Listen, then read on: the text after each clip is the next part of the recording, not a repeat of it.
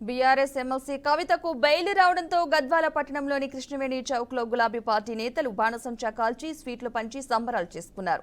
Delhi liquor scam కేసులో గత 5 నెలలు తిహార్ జైల్లో ఉన్న ఎమ్మెల్సీ కవితకు సుప్రీంకోర్టు బెయిల్ మంజూరు చేయడం సంతోషకరమని బీఆర్ఎస్ పార్టీ నేత హనుమంతనాయుడు పేర్కొన్నారు.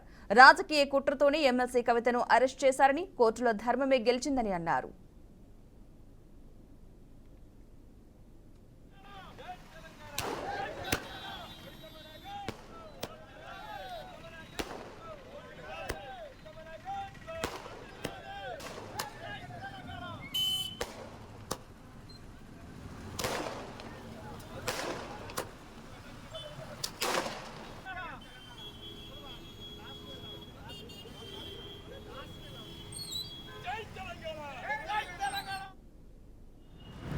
శ్రీ కల్వకుంట్ల కవితమ్మ గారు 166 రోజులు అన్యాయంగా ఈ బీజేపీ గవర్నమెంట్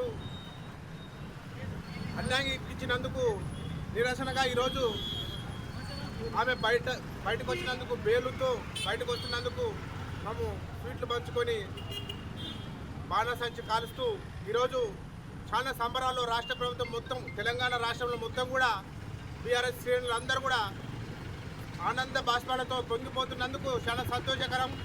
అన్యాయంగా ఇరికించిన ఈ బీజేపీ ప్రభుత్వం ఇప్పుడు న్యాయమే గెలిచిందని నిరూపించడమైంది. ఈరోజు సుప్రీంకోర్టులో బెయిల్ పిటిషన్ బెయిల్ వచ్చినందుకు చాలా ధన్యవాదాలు.